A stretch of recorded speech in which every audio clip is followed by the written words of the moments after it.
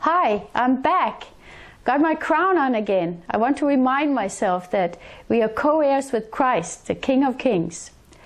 I hope you're all staying cool in this hot summer weather. Well, if I get too hot, I jump in the river and go for a swim.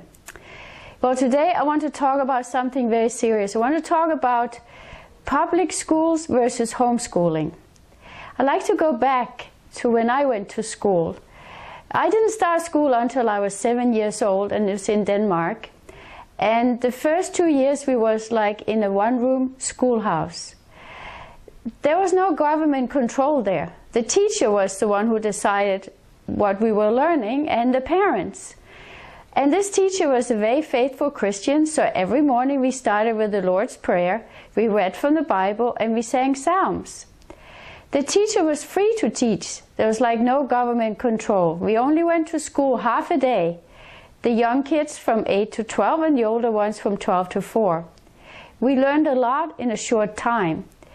We had like most times 45 to 50-minute lessons, and then we had 10 minutes breaks where everybody had to go outside. Rain, shine, snow, whatever.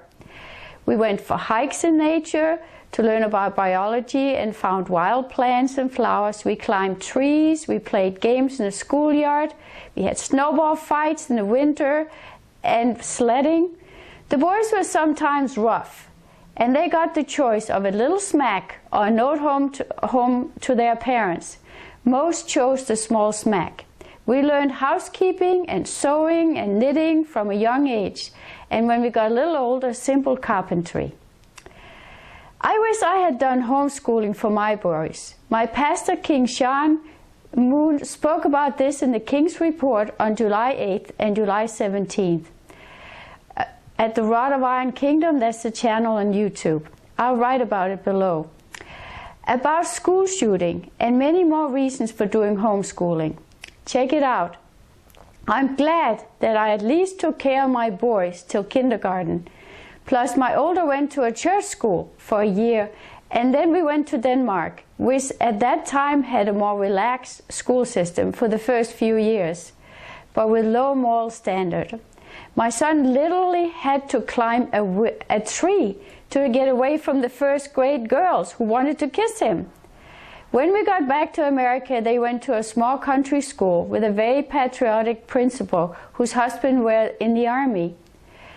4 of them went to college, but step by step they took college classes in high school, community college, first for 2 years, and then they stayed home during that time. And they finished off the 2 years in a 4-year college. They got scholarships and they worked part-time, so they have very little debt. A lot of our young ones today is unbelievable debts they come out of college with. And they paid it off during their first year after college, working. They stayed off college, renting a room and cooked their own food, but got a lot of misinformation. They saw low moral standard, even wasted time on some of the subjects that were mandatory, like Darwinism, evolution. Now LGBT is on the list too. It's easy to go to college. It's a lot harder to find a good trade school and go a more practical way of education, which my youngest son is trying to do now. The school system is all streamlined by the elite. So who is giving out scholarships? Like, I looked online, and I know I heard about the Rhodes Scholarship when my boys were going to school. I Googled it and got this. It covers all university and college fees. The university application fee, a living stipend, like about £14,000, because this is in Oxford, England, from 2016 to 2017. And one economy class airfare to Oxford at the start of the scholarship, and one economy flight back to the student's home country at the conclusion of the scholarship. This is training for the elite to control American politics. I was reading the book Killing Uncle Sam, and this is on page 54 and 55. I'll talk more about this book later. Part of Freemason, like Uncle Sam, scholars from Oxford, part of Freemason and secret society that Cecil Rhodes started, who later became Secretary of States in America, senators in America, governors in America. There's a long list. There's many kind of scholarships from rich people, but also from really sincere good people, like the military academies.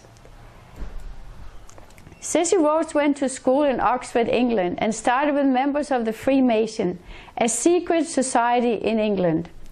Their main purpose is found in confession of the faith, with one object, the furtherance of the English Empire, and the bringing of the whole uncivilized world together under British rule, for the recovery of USA, for the making of the Anglo-Saxon race, but for as one empire, based on Freemason and Newton, that insisted the Trinity was a fraud and Jesus was not God, just a man. Cecil Rhodes took over about 40 of the diamond mines in Africa by 1881 with Rothschild's help, and he became a very rich man, and he abused many, many people in Africa. If we check out what the Freemasonry stands for, they believe that Satan, or Lucifer, is the only God of our planet and our only God that can help us create a new world order. Andrew Carnegie, the richest man in America, joined the Society of the Elect, and he developed his Gospel of Wealth, proclaiming first in 1989 in North American Review. While the government should supervise the distribution of wealth and provide for the needs of its citizens, he reasoned a cadre of millionaires should preside over the government. He believed in the survival of the fittest. Plus, he believed socialism was the grandest theory ever presented. He wanted to make a League of Nations for peace. He funded the Peace Palace in Hague. All this peace talk sounds really great and good, but to do this, he needed to control America's educational and political institution. So he started the Carnegie Foundation for the Advancement of Teaching in 1905, and he gained control of America's education system. By 1909, the Carnegie Foundation had become the unofficial accredited agency for colleges and universities. It had power to create curricula, oversee the faculty, and supervise administration. Carnegie was a socialist, an agnostic, didn't even believe in God, a globalist, and part of Rhodes Society. So the universities followed the same way. Those who followed the trustees received money. Those who did not go that way got no money.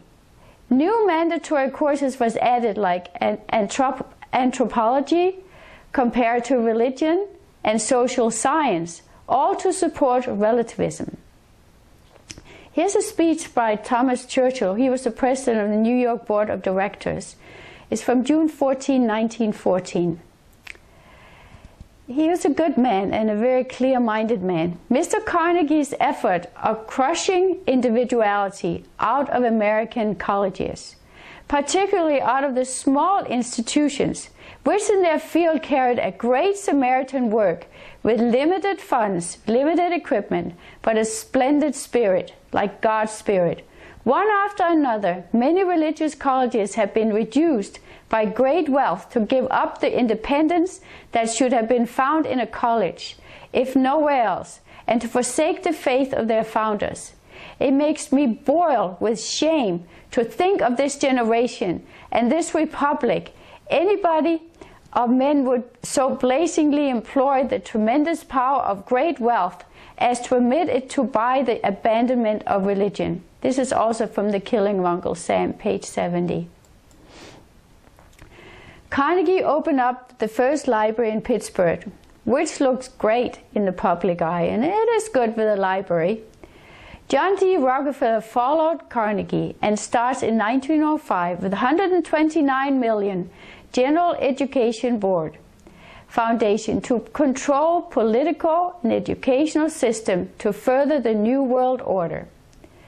So their task is, they say themselves, they talk about themselves, in our dreams we have limitless resources, and the people yield themselves with perfect docility to our molding hands.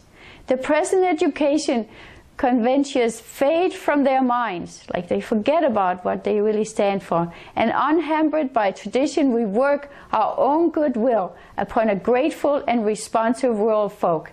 We shall not try to make these people or any of their children into philosophers or men of learning or men of science. And this is also from The Killing of Uncle Sam, page 71.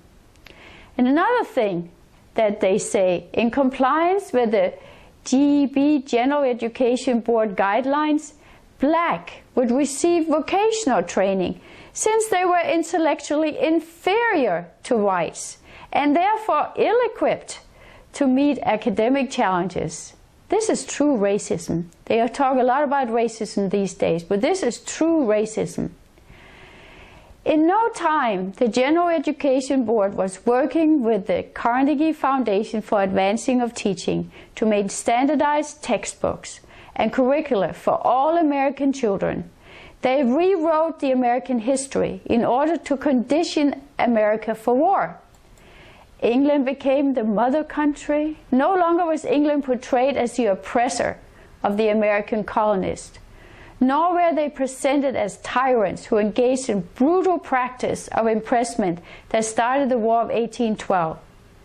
The Germans' part of building America was minimized, and the German language was no longer allowed to be taught in schools, and also German music was taken out. Hell on earth is in the making by these so-called elite. We need to be aware, and we need to stand up to protect our children and teach them ourselves. God entrusted us to educate His and our children. So let's do it. His kingdom come, His will be done, on earth as it is in heaven. Have a great day. See you soon for the second part. You will not believe what else is happening. Bye-bye.